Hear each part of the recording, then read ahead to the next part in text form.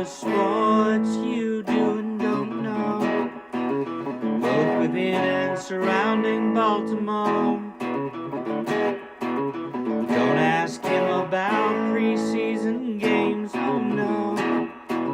Stuffing things in Griffin Basso. Despite it being on the internet, he can call it what he wants. So Glenn Clark Radio. Glenn Clark Radio. Glenn Clark Radio.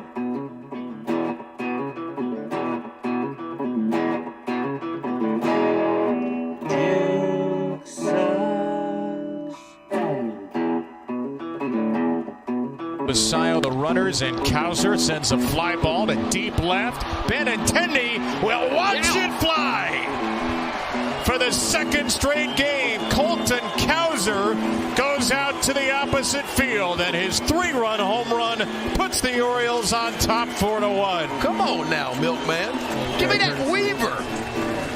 Orioles beat the White Sox 4-1. Dietrich Enns was actually man of the match because we don't see that a lot. The old 9-out saves where Dietrich Enns comes in, throws 3 innings, throws 3 perfect innings, and earns man of the match for the second time because of it.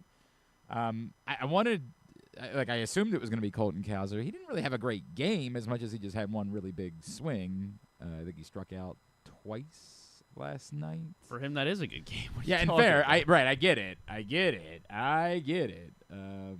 But yeah, the Orioles going to win, so there's that. Certainly not nearly as good from Kyle Bradish as he was his first time out with 4 walks, 8 base runners over 5 innings, but he allows just the 1 run. It's the White Sox. I don't know. Yes, they still played baseball. I know we were all watching football last night. I recognize that. I recognize that nobody was watching, but they did still play the game nonetheless, and the Orioles win. Good morning. It's Tuesday edition of Glenn Clark Radio. I'm Glenn. He's Griffin. Today's show is brought to you by Game Day Men's Health in Owings Mills, Frederick, and Columbia. I keep telling you about them. I've heard from some folks who have reached out and said, I wanted to know more too. I didn't know what to expect. I didn't know what I was getting myself into, and so I had to reach out and find out for myself. And I didn't know. That's a fact. Like, I just knew that there was something. It was hard to explain. Something was going on. I was feeling sluggish. I was feeling run down. I just didn't feel like myself. And I recognized, look, I'm in my 40s now. I don't know. Maybe I'm low T. I keep hearing people say that word. I don't even know what it means and how you can tell. So I got a complimentary testosterone test from Game Day Men's Health. You can go to GameDayMen'sHealth.com and find out more. They said, nope, that's not the problem. You're good. It ain't a T thing. So what is it? Well, they suggested I consider peptide proteins. I said, I don't know what any of that means. Am I doing, is it legal? And they're like, yes, of course, obviously it's legal. I'm like, wait, okay, well, I don't know. Never heard of this before. You would have been more interested if it was. No. Oh, okay. I was like, what we doing here? And they said, just take it at night before you go to bed. It's very simple. Put a little capsule right there in your gum. Let it dissolve. And you'll start to notice. And I was like, well, when? How? And they're like, it's kind of different for everybody. So you're going to tell us. I was like, I don't know. And you always have some skepticism about things like this. But I said, I'll give it a shot. And within a week, I just started noticing when I woke up, I did not feel as sore as I typically felt. My recovery time from strenuous activity was not what it was previously. You might be dealing with that. You might be dealing with performance issues in the bedroom. You might be dealing with stubborn belly fat. Whatever it is, as a man of a certain age that you're struggling with, give them a call, 443-264-4454. In Owings Mills. In Columbia, 443-266-3505. Frederick, 240-931-3717. I've had a couple people ask, like, What if female is dealing with? Look, obviously it's Game Day Men's Health. It is meant for men, but I am to understand they do provide services as well for females unique to these issues. So you can give them a call as well to talk to them about that. Game Day Men's Health, GameDayMen'sHealth.com. Bo Smolka will join us today. It is Tuesday, so we'll also talk preview waiver wire Wednesday with our buddy Joe Serpico, stuff and things. We did hear from the head coach of the Baltimore Ravens yesterday, John Harbaugh. We'll start with Kyle Van Noy, as Jeremy Fowler of ESPN reported yesterday that Kyle Van Noy is prepared to miss multiple games, which doesn't seem great. That's not what you're looking for. But that's the word, according to Jeremy Fowler. John Harbaugh was not quite as forthcoming. Bo Smolka asked him something. By the way, just to read the way that it's written. Ravens Pro Bowl edge rusher Kyle Van Noy is bracing to potentially miss multiple games due to a hamstring injury suffered Sunday, per source. Van Noy, who led the team in sacks last year, is hoping the injury is short-term. John Harbaugh was asked by Bo Smolka about Kyle Van Noy specifically. We'll start with that because he was kind of all over the place when it came to injuries yesterday. But here's what John Harbaugh had to say. Yeah, I really, nothing. I can tell you the update probably that I probably want to give, Bo, just would be that there's nothing season-ending or long term. You know, everything else is either day-to-day. Something might stretch into a week-to-week, but there's really no advantage in us in sharing that information today for our opponent, so probably stay away from it. So there's that. Now, yeah.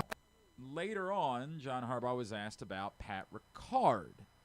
Pat Ricard, who John Harbaugh had said a couple weeks ago, he thought he had a chance to play in the season opener, but obviously has not practiced still. While we saw Isaiah Likely get on the practice field last Friday, Pat Ricard still has not practiced, obviously hasn't played in the first two games. So he was asked about Pat Ricard, and it led to an exchange not only about Pat Ricard, but also about Marlon Humphrey, and John Harbaugh kind of reminding you that he's in season now, and he's just not going to be telling you much. Slower than we hoped, that's for sure, and we're kind of in that, I'd say, probably week-to-week mode with Pat right now. And just to clarify, the update you gave on Van Noy, does that apply to Marlon as well? What part of it? That you don't want to get into specifics. Yes. But the answer is yes. Thank you for asking it like that. Week to week is what you said about it. I'm just staying away from it right now because I just don't want to let you guys bleed that information out of me. I'm doing my best here not to. You're pulling my fingernails out. Trying to share some information that I don't want to give you. It's not that I want to give it to you or the fans. I don't want to give it to the Lions. That's the main thing right now.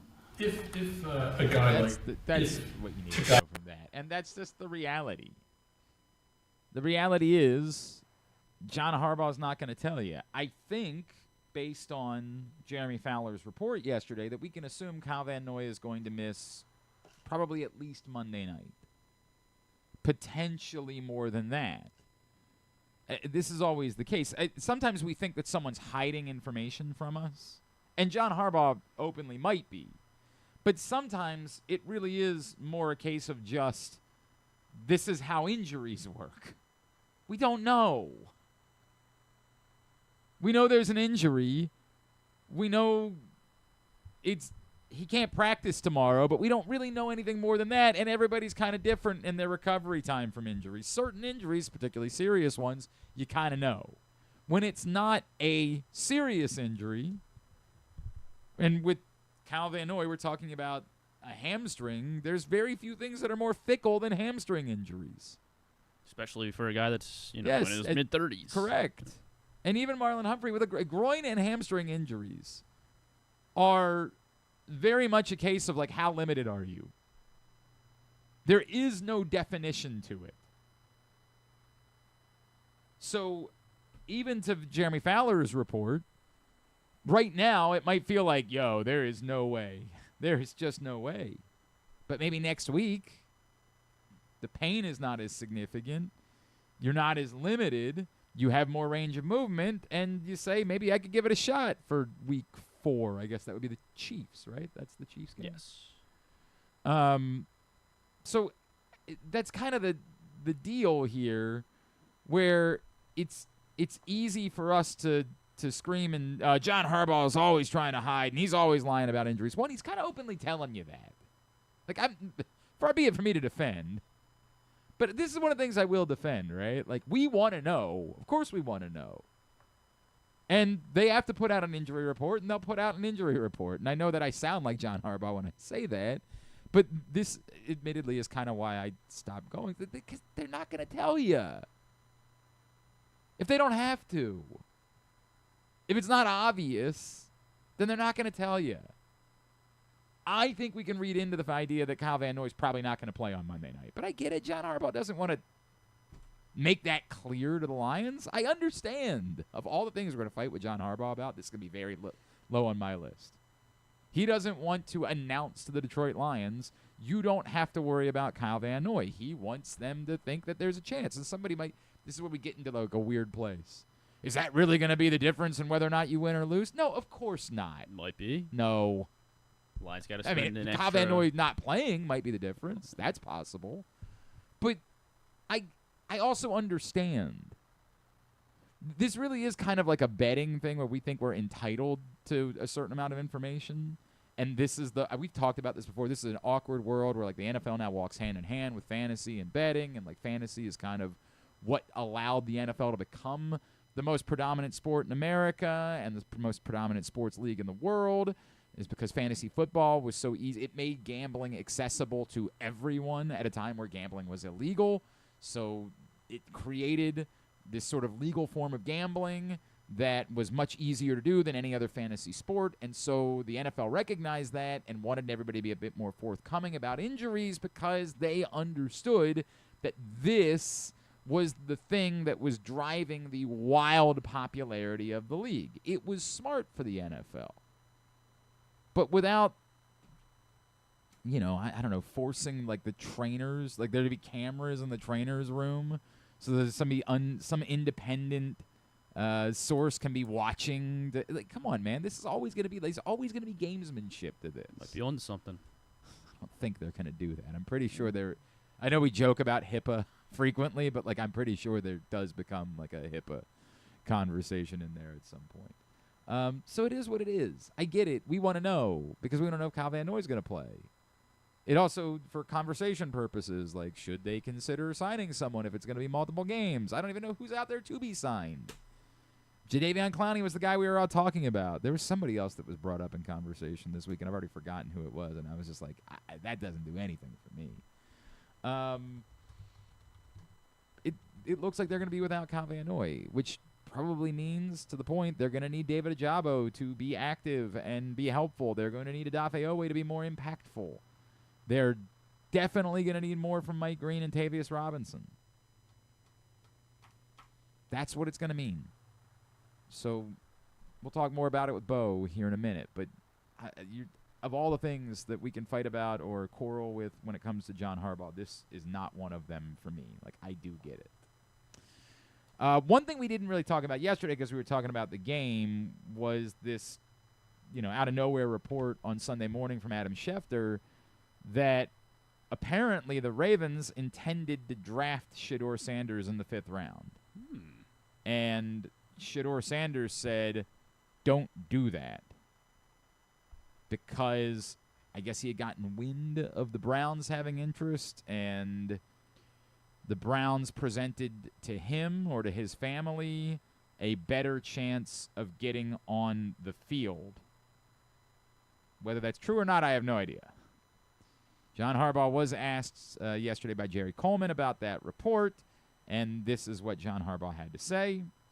Before the game yesterday, I don't know if you heard this report comes out that Shedeur Sanders said he didn't want to go to the Ravens because he didn't want to have to back up Lamar Jackson. Did you guys have any legitimate interest in him, or we can't? You're asking me. We can't ask Eric, so. Oh, that's a good way to frame it. But so you think that I'm going to answer draft process questions? Yeah, I was in the room. But we have a policy here that that we don't talk about the draft room decision-making process. So I'm not going to be able to answer that for you. As much as I may like to or may not want to, I'm not going to be able to answer that for you. So nothing. That's where we are now. I didn't really say anything about it yesterday because, truthfully, it's not all that interesting to me, only because it didn't happen, right? Like the what if part of it is, what if unicorns, right? Like I don't know what to make of that. It kind of makes sense. The Ravens in the 5th round would say, "Look, this kid's still sitting here, and he's got a skill set that is semi-similar to our quarterback skill set." So, and they knew what they were dealing with in Devin Leary, so yeah, why not take a? Look, I do think it's weird. You want me to offer a take? Here's a take. I think it's weird that the Ravens don't take advantage of the 3rd quarterback rule. I think that's odd. And I get that the likelihood of it ever coming into play is slim, but you are kind of essentially playing, I guess, what is the math here? You're playing 46 on 45, right? Like, that's what the math would be. Or is it 47, 46? Yeah, whatever. Yes. Yeah, whatever that math would be, that you're playing one man less. Because another team that carries 3 quarterbacks on their roster can then use one of their inactives on a 3rd quarterback spot that, should there be some crazy set of circumstances during the course of a game where both of your quarterbacks were to get hurt, you would be allowed to play your 3rd quarterback. Now, I understand. Their argument would be, yes, but we think that these other players are more likely to be impactful on the game. Very fair. Another argument would be, if you're down to your 3rd quarterback, do you have any real chance of winning the game at that point? I don't know, right? Like, what is maybe it's the other teams on their 3rd quarterback. What is the specific nature of the circumstance? Is it that you're down to the 3rd quarterback for the entirety of the second half? Or is it that you're down to your 3rd quarterback for like one drive in the 3rd quarter while your guy's in the tent trying to figure out if he can come back into the game? What was the 49ers playoff game from a couple years ago? That they had nobody. Yeah, they had nobody. Chris McCaffrey was taking the snaps. Like, that's it. What are the circumstances? Like that, and it's really, that is the question, right? What are the circumstances? So that's a little goofy to me that the Ravens don't. This is the opportunity to have one more active player on your roster on Sundays, and the Ravens don't choose to do that. Presumably, if they had drafted Shedeur Sanders, they would be doing that, right? That probably would be the case, which is what the Browns did on Sunday, as Shedeur Sanders was an inactive, but was their 3rd quarterback and would have been available in those circumstances. So it's not worth banging the table about, because the likelihood of it ever impacting them is so small, but it is strange to me. I'll acknowledge that. It does feel like you have the ability to take advantage of it and you're not. And I said actives. I meant roster spots. They're saying the roster spot is more valuable for someone else. I get it. And especially now, because it seems like they may have to... Well, dealing with injuries, right? Well, with Zaire Mitchell-Payton specifically, they may have to use him for a 3rd game. Yeah. I mean, I think that depends on Likely and Ricard's availability. I don't know. You're saying that Mitchell-Payton has played so well that they feel like they have to put on the active roster. Well, I mean, they did have that drop. But, specifically Ricard. Yeah, if Ricard's going to miss a serious amount of time, you're probably right. Maybe they think in a world where Likely's back this week that they don't need Kohler can play more of that role, and so it's not quite as important to them. And I don't know. We'll find out. But I get it. Like, it's all, the more injuries you have, the more of those inactive spots and the more roster spots are being held by injured players. It's a complicated conversation. I'm not trying to pretend like it's easy. The Shedeur Sanders thing, in and of itself, I'm largely unmoved by.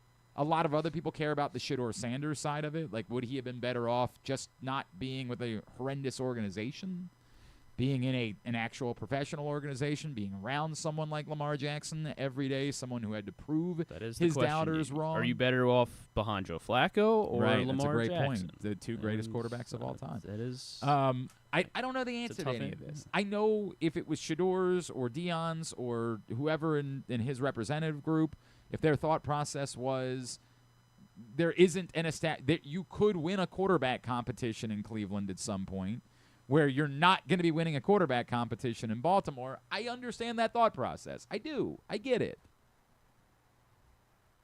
You would only ever be playing in Baltimore if something were to go wrong, which is also possible. right now in Cleveland, you didn't win a quarterback competition, and I still don't even know if the Browns were to make a move if Shedeur Sanders factors in any way. I just don't know. But in the end, I think the Ravens' thought process made sense. I think if Shedeur Sanders was going to be unhappy here, it probably wasn't worth – I think the pick proved to be Carson Vinson. Everybody's figured that out. It probably wasn't worth trying to appease him or dealing with that after the fact. Okay.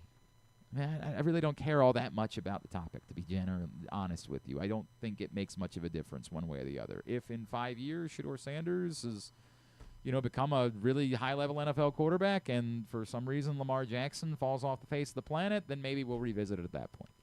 But short of that, this was going to be the difference in having a third quarterback on the roster, and so I just can't get worked up about it in any way. And John Harbaugh chose not to talk about it.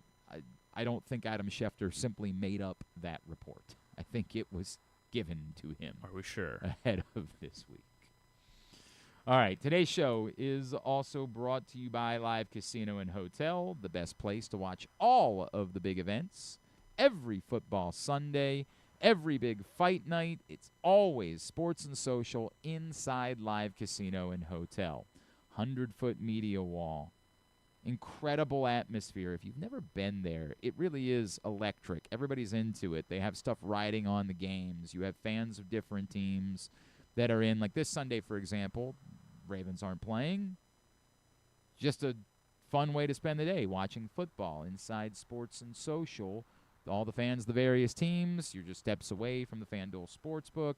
Great food and drink specials. Always an awesome atmosphere inside sports and social at Live Casino and Hotel Maryland. That's really about it that we learned to me from John Harbaugh yesterday, and obviously, as I pointed out, we didn't really even learn all that much. He had lovely platitudes to offer. The way that he was phrased a question about Teddy Buchanan was not quite as direct as, is Teddy Buchanan your starting will linebacker moving forward? It was more about, like, snaps, and he just sort of basically said, well, we'll look at that every week. He didn't really dive too much into the concept of replacing Trenton Simpson as a starter with those words specifically. Just more about snap counts. And then somebody asked him about the idea of could Trenton Simpson play outside as Kyle Van Noy is dealing with the injury, and he sort of said, maybe. I don't really know if that's something they would want to be doing. It kind of doesn't make sense to me that would be something that they would want to do in the as they're dealing with the Kyle Van Noy injury. So that's that. We continue here on a Tuesday edition of Glenn Clark Radio, and we will talk fantasy football with Joe Serpico here in a minute. We need to wait a second to talk to Bo. 60 seconds, or you want to step aside? Nah. Okay. Nah, that's all right. That's all right. It's all set up and ready to go. I know. I was all set up. Did all the work I needed to do. In the meantime, I guess. Well, we can fight Bo about it in a minute. So we're going to talk to Bo. A reminder that Bo had this month's cover story for the PressBox print issue. Derrick Henry on the cover. Great story from Bo Smolka, all about the Ravens running back and how he's proven to be a unicorn in the NFL with the success that he has found after the age of 30. You can go pick that up for free at your neighborhood Royal Farms, any of the hundreds of locations around town where you find PressBox, and read it all at PressBoxOnline.com. Also a lot of college football stuff in there, meeting players from all the area teams. And as you heard me say yesterday, we are going to be announcing very soon some new pickup locations for PressBox. We're going to be changing some of the bulk of where it is that you pick up PressBox throughout the region, and we are looking forward to telling you more about that and the new home for picking up your print issue of PressBox. So we'll be doing that in the coming weeks. As I mentioned, it's Tuesday. On Tuesdays, our PressBox Ravens beat writer Bo Smolka joins us here on GCR. Bo, good morning. How are you, my friend? Good morning. How are you? I'm all right. As we talked about in our last segment, John Harbaugh not offering a lot of details related to the many injured Ravens. Based on the report from Jeremy Fowler yesterday, I think we can assume that Kyle Van Noy is at least not going to be playing on Monday night. What does this mean for the Baltimore Ravens? I mean, I think probably, yes, I agree. I think he probably won't be playing Monday night. He came out in the second half of the game with a wrap on his leg, and I don't think we'll see him. Anyway, it means basically there's going to be more snaps for Mike Green. He was in a lot of spots early in that game where it might have been Van Noy otherwise. And it's going to mean David Ojabo is probably going to be up on and active for the first time this year to see if he can contribute. And they'll scheme up some rushes and different things, different ways. But I think we'll see more of Mike Green, and I think we'll see David Ojabo. Bo, I think there was a question before Kyle Van Noy got hurt about whether or not the Ravens had enough edge rush in order to win a Super Bowl this year. I think, obviously, we'll see how Mike Green continues to develop in the coming weeks, but I think that question gets just louder given the Kyle Van Noy injury. We know Jadeveon Clowney is off the table as he heads to Dallas.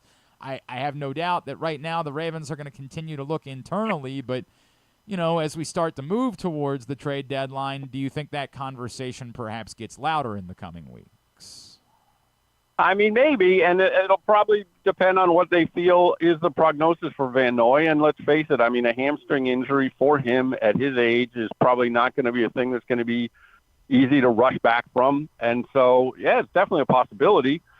It's interesting that they mentioned, someone asked John Harbaugh if there was some thought to maybe trying to use Trenton Simpson in certain outside linebacker spots. If Teddy Buchanan seems to, frankly, have taken over his spot at the inside next to Roquan Smith, if you look at the snap counts from the other day, I think Buchanan played 60 and Simpson played 15.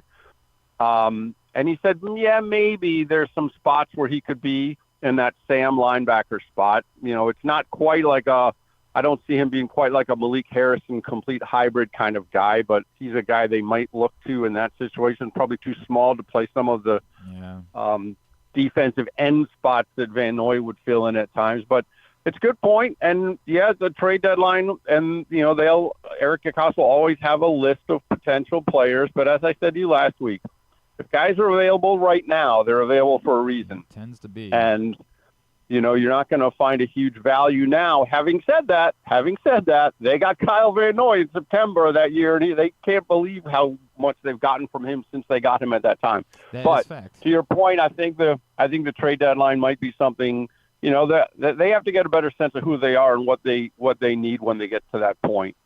Staying in that area of the field, obviously we saw the change at inside linebacker this week as Teddy Buchanan takes over as the starter at weak side spot next to Roquan Smith, and it leads to Roquan Smith's best game maybe ever as a Raven, and certainly his best game since 2023. I don't know how to say this because I've never thought that Trenton Simpson was a particularly bad player or couldn't do it. It's just it really does seem to be that every time somebody else is lined up next to Roquan Smith, you get a better version of Roquan Smith, Bo. Yeah, it's interesting. I thought I know a lot of people are talking about the Roquan Smith fumble return touchdown, but to me where he was most impressive was with the way he made these open field tackles when Joe Flacco would be under pressure and try to throw in the flat. And it's a one-on-one play, and he wrapped guys up for 2 or 3 times. I think he had tackles for losses on those open field plays in the flat. And it just showed a really good Roquan Smith that day.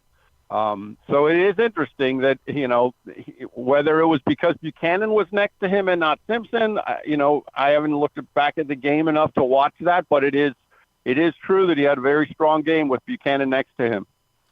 I guess, at this point, this is just Teddy Buchanan's job, correct? I mean, it would seem to be. I think they like what they've seen from him.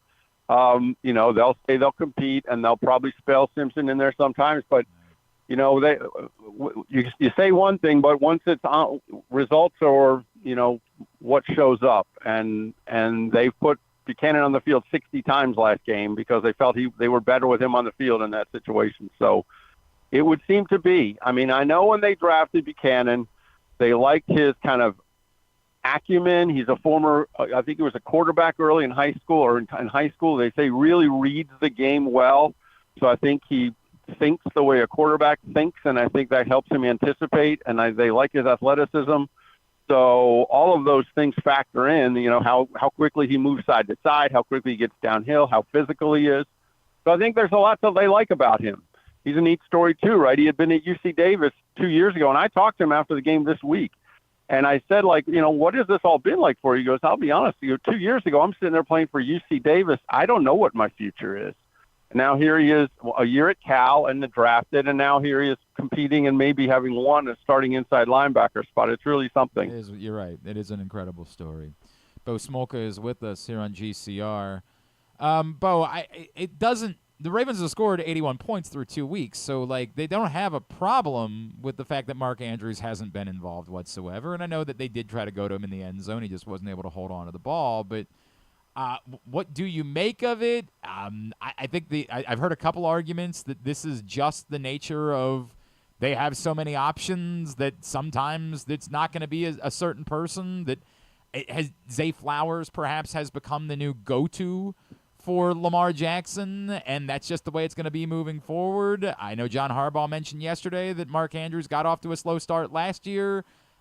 It's not a problem, but what do you make of it? Well, it's true. If you remember, there were 2 games last year where he didn't have a catch, and it was the first time in his career he had done that. I think it was week 3 and 4 last year. He was very quiet in the first month of the season last year, and people were asking the exact same thing. I do make of it a little bit to the extent that, I think Zay Flowers has become one of, if not the most trusted guy. He's on the field all the time, and we know that he gets himself open. And that play when he came down with Jackson scrambling and he came back for the ball on that third down play was a really, really good play. And I know a lot of people talk about that play where he caught over the middle and kind of ducked under the defender and got extra yards. We know all about how Zay Flowers is elusive and the way he can stop on a dime and change direction and lock up a defender, just make them freeze and elude them. But that play coming back to the ball was a really good play. And it's clear that he is one of the top guys that Lamar Jackson trusts right now. They came out of that halftime after a slog of a first half with Cleveland, and the first play went 19 yards to Zay Flowers, and it felt like they got going because of him. And I think Jackson sees that in him. I think Zay Flowers is a guy that can make them go. Andrews, I think he's going to have his spots for sure. But it is partially what their offense is. And the amazing thing is after all this, and this is all with Isaiah Likely not even playing.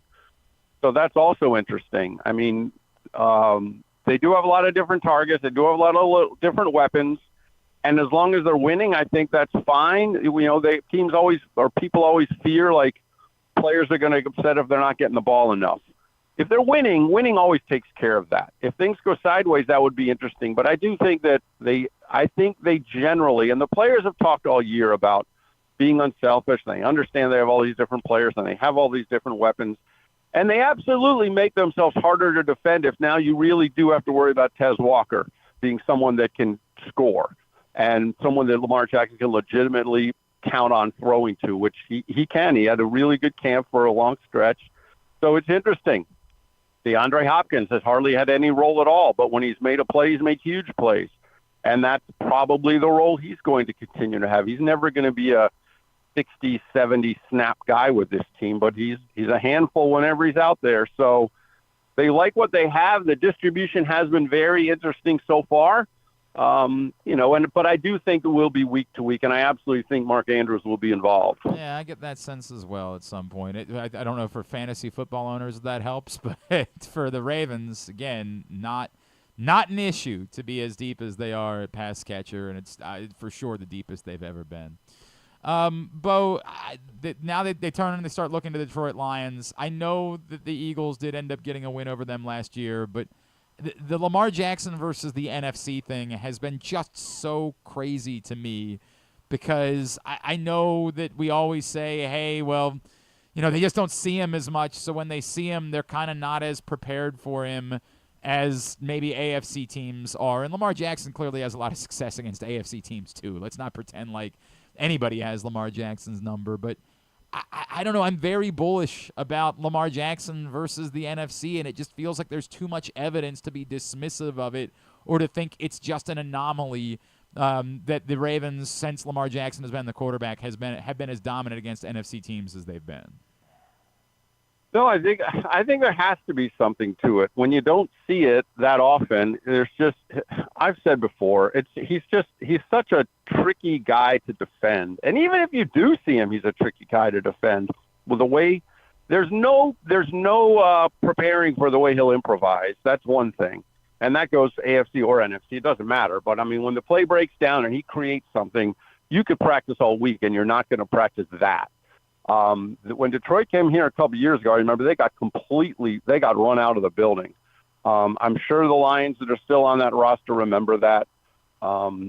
So, you know, it's a good team. It's a good team, but I think you're right. I think having an NFC team that doesn't see him once very often, it's just a different thing. I mean, it just is. The pass, the throwing, the running, although the running wasn't a factor this past week, really.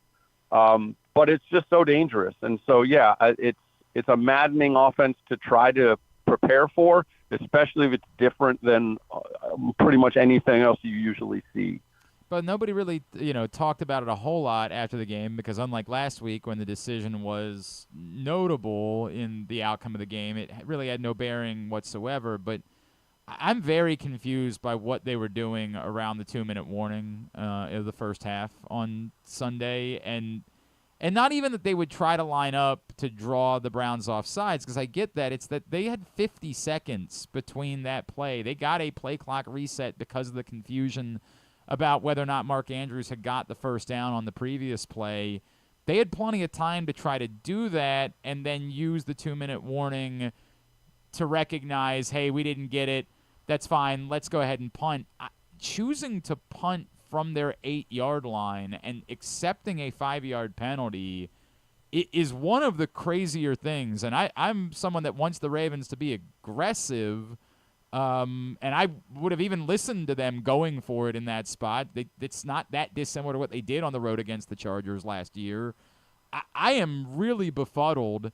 And maybe they thought that Jordan Stout was having a really good half. Some of it is I don't think Jordan Stout's been particularly special since he arrived in Baltimore. And they ended up giving the Browns the ball at the Ravens' 47-yard line, right on the edge of field goal range. I can't make sense of it, and it sort of goes into this bigger bucket of not being able to figure out what they're doing, if their decision-making on fourth down and their aggressiveness. And this was just a little more evidence of why I'm so confused about it. Yeah, that was an interesting one because they lined up as if they were going to go for it. And, all along, I mean, you're right. It was a 14-yard line, I think. And people, and they did. They went for it inside their own 20 in Los Angeles against the Chargers, as you said. And John last week had mentioned, well, we'll go for it from anywhere on the field. And I think, are they really going to go for it here? And then it became clear with all their motion, they're not actually going to snap the ball, and they're going to try to get them off. And to the credit of the Browns, they didn't step off. You're right, though. It ends up giving the Browns the ball in good position. It became this big dance, right? Because then the Browns did effectively the same thing later. And here we go again with the fake on the fourth down, trying to get them to draw off it. It just seemed like a big game. But, the clock management thing, especially around the 2-minute warning, has come up more, before. It becomes a talking point. John has his people upstairs. They try to, they crunch numbers and things like that. It is questionable for sure. But, I all along thought they were not going to go on that one. But and to the Browns' credit, they didn't jump because you can easily see a team jumping and doing that. And it feels very Browns-like that they would have, but they didn't. And so, to their credit, they did force the punt. I believe they Joe Flacco once sealed a victory over the Browns by getting them to jump in a situation like that some years ago. No, and I get, and I don't really have an issue with them going for it. It's just the previous play was run with 2:58 left, and these are, I think people talk about the margins. You haven't worked through all these scenarios. Hey, if we don't get it, if we're short, let's line up like we're going to go for it. And then I just, the idea of being willing to take a 5-yard penalty to punt from your 8-yard line right now just seems really crazy to me, Bo. Yeah, well, especially, I mean, it's a fair point because John, on Monday, we were talking about kickoffs, and he was not happy that Tyler Loops put 2 out of bounds. The other team gets the ball to 40. Yeah. And he was talking about the kickoff play, and he said that, they don't want to kick it out of bounds, but they're very conscious of trying to angle the ball to the corner. He said with the new kickoff rule, it's really getting hard to get a team to start inside their 20 or 25. It's really hard. So so they're trying to find ways to do that. If a team starts with the ball, they're 35. John's point was if a team starts with the ball, they're 35, and they get 1 first down, then they're probably going to pin you deep in your own territory. Mm-hmm. And so clearly he doesn't like being pinned deep in his own territory, but they got themselves deep in their own territory that time. But that was an interesting description of him when you talk about field position. So we're trying to, 1 first down nowadays, and it seems the defense is the team that originally kicked off is on their heels because they're going to get the ball back probably inside their 10, which is an interesting kind of byproduct of this new kickoff thing. So, admittedly, I don't like it, Bo. I don't. Right? I don't. I just don't. I think the 35 is too much of a penalty. I get they want returns, but this is nonsense. It's nonsense. Well, Look, plenty of people don't like the whole thing with the dynamic kickoff and then alignment and all that.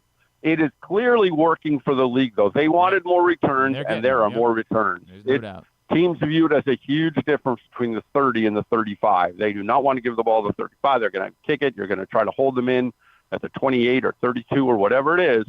But there's no question kickoff returns are way up in the league. But again, then they're trying to figure out ways to do it. We see them all the time in training camp trying to line drive balls and make bouncing balls that are tricky to handle. But of course, you can try a line drive ball. You got to land it inside the 20-yard line, and Luke failed to do that once too. So then suddenly the team gets the ball to 40. So it is a gamble. It is a game, and they're trying to figure it out. But it is definitely making a difference in how these coaches think for sure with this. Even just this little 5-yard difference on kickoffs. Bo, what else are you monitoring this week? Well, I mean, obviously the other one is Marlon Humphrey, right? Yeah. He left the game with a groin injury, and he came back, didn't play again, but he came back, and we saw him on the sideline kind of trying to cut and move and see if he could have gone back in. I think at the time it was 34-10 or something, so it wasn't likely he was going to come back in anyway. But that's a significant injury. If he's not available, what happens then? Do we see Jair Alexander, which honestly John Harbaugh had said he kind of acknowledged they probably threw him in there too soon at Buffalo, and it was costly. He basically this week had said, he really needs to probably practice more before you have him out there. Well, they put him out there, and it didn't go well at Buffalo, and they made him inactive this week. He said on Monday that maybe, he'll be back soon. They expect big things from it. It could be as soon as this week. Does he come back this week, and is he ready to play this week? If they don't have Humphrey, does that affect whether they try to go with Alexander? And if they don't have Humphrey, does Kyle Hamilton move down and play more in the slot? So I think Humphrey's health over the course of the practice week will be something to watch. And we'll see if Isaiah Wright likely ramps up at all. He was out there briefly for Friday's practice. It looks like he's starting to ramp up. I don't know if he'll be ready to go this week, but I think Humphrey and likely will be 2 guys we'll be watching for. At B Smolka, that's how you follow him. And, of course, PressBoxOnline.com. Bo Smolka, appreciate you, sir. We will talk to you next Tuesday. All right, thanks, Glenn. Take care. That's Bo Smolka, PressBox Ravens beat writer. We'll preview Waiver Wire Wednesday with PressBox Fantasy Football analyst Joe Serpico next on GCR. Feeling sluggish, unfocused, or not like yourself? It could be low testosterone. At Game Day Men's Health, we specialize in testosterone replacement therapy to help men boost energy, improve mood, and regain confidence. Our treatments, including testosterone cypionate, are safe, natural, and tailored to fit your lifestyle with weekly injections or pellet therapy. Get started today with a free testosterone test and feel the difference. GameDayMen'sHealth.com.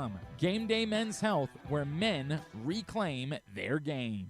For fans of the Costas Inn, and who isn't, I have some great news. Now there's a second location to go along with 4100 North Point Boulevard. This one is at the Timonium OTB. This is Stan the Fan, and I have been a fan of the Costas Inn and Triantopoulos family for going on 30 years. They're open for lunch and dinner, same great Costas feel, same great menu and quality food you've been enjoying for well over 50 years. The exact address on your GPS is 2200 York Road, and their phone number at the new location is 667-406-1975. If you're new to the Costas experience, get ready for a real treat. All wrapped up in a new spacious dining room in Timonium at the OTB. If you want steamed crabs, you have them, and the full menu at 4100 North Point Boulevard. The number for reservations there at Costas, 410-477-1975.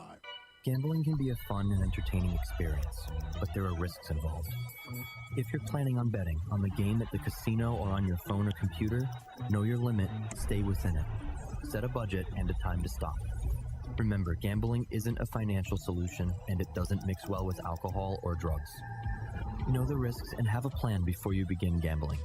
For free and confidential services, call 1-800-GAMBLER 24/7 or go to helpmygamblingproblem.org. Looking for Baltimore's premier waterfront dining experience? Head to Nick's Fish House, located in the Baltimore Peninsula. Enjoy crabs all year long, plus happy hour Monday through Thursday from 3 to 6. Planning a celebration? From rehearsal dinners to corporate crab feasts, Nick's is the spot to make it unforgettable. And the fun doesn't stop there. Live music fills the air every Thursday through Sunday. Check out the full lineup at nicksfishhouse.com. Nick's, it's where Baltimore comes to eat, drink, and play by the water.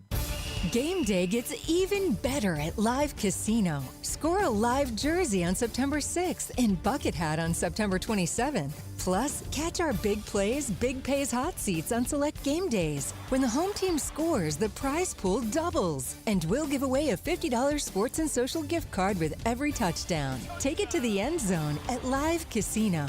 At Arundel Mills, must be 21. Please play responsibly. For help, visit mdgamblinghelp.org or call 1-800-GAMBLER.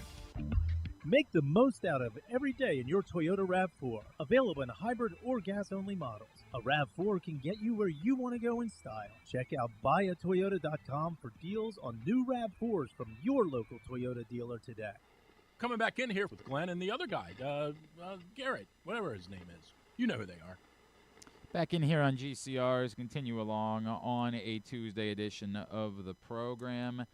Today's show also brought to you by Navy Football, one of my favorites. Oh, man, you know how much I love Navy Football, and single-game tickets are on sale now.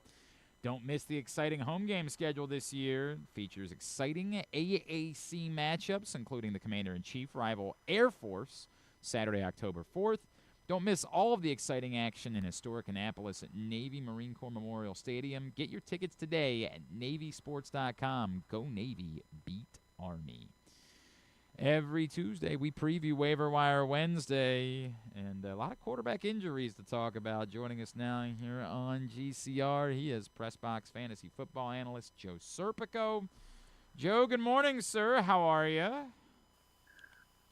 Good morning, guys. Just trying to stay dry out here. We got some drizzling going on. Oh, I don't like that. I don't like that at all. I don't like the results of my fantasy football week either. It was disastrous. Same. Yuck. But I'm glad I left Roma Dunze on my bench. That was really helpful. Joe, the running back position continues to be of no help on the waiver wire. I mean, is there anything even worth looking at running back? Well, the one that kind of really stands out to me, and I was absolutely shocked to see these numbers, but somehow, some way, Quinshon Judkins is available on over 40% of ESPN and Yahoo leagues. How that's a thing, I have no idea. So he's the one guy that if he is out there, you're rarely going to hear me say this, but I'm saying break the bank to get Judkins. I liked what we saw out of him this past week. 13 touches for somebody who literally just started practicing last week. He was away from the team since June because of all the off-the-field issues. He just showed up last week, and he had such a nice impact for them. I liked what I saw out of him right out of the gate. Yeah. So he's the one guy you go after heavily if you're in one of those leagues where it's 40% or more. Other than that, yeah, you're pretty much right. If somehow Cam Scatterbo is still out there, maybe. maybe a Tyler Algier because I like the run that he had, in relief of Bijan. But other than that, there's really not a whole lot out there. Actually, you're probably saying there's more guys you're willing to drop than you are willing to pick up, to be honest. I get it. I'm in this weird spot where I feel like sometimes those numbers that you see, hey, it's available in a certain percentage of leagues, is because there's a million leagues. Like what I let my a 10-year-old go through a fantasy draft in a league he was never actually going to play in, with just a bunch of other kids that likely wanted to do a draft. I'm convinced that these numbers get skewed by those things because I just refuse to believe there are actually leagues where Quinshon Judkins isn't owned. Let me go to quarterback because obviously that's where all the big storylines are this week. We know Joe Burrow is going to be out for some time. We know J.J. McCarthy is going to be out. I don't know that he was a starter for anyone, but I think he was rostered. And we don't know yet about Jaden Daniels. I know everybody in D.C. is saying take your time because they all remember what happened with Robert Griffin III. But we don't know yet for sure that he's not going to play. But clearly there are definitely some fantasy football owners that need a quarterback this week or may need a quarterback this week. At this point, do we have to treat Daniel Jones as viable? Yeah, absolutely. I think when I was on here last week, I was a little hesitant because they were going against Denver. Denver's got such a great defense. And Jones played well. I mean, he was awesome, to be honest, against that vaunted defense for Denver. So if he can do that against Denver, I feel good about him doing that against just about everybody. And then the schedule is very favorable over the next couple of weeks. So he's got the Titans this week. Does have a tougher matchup against the Rams next week, but if he can do what he just did against the Broncos, why can't he do that against the Rams?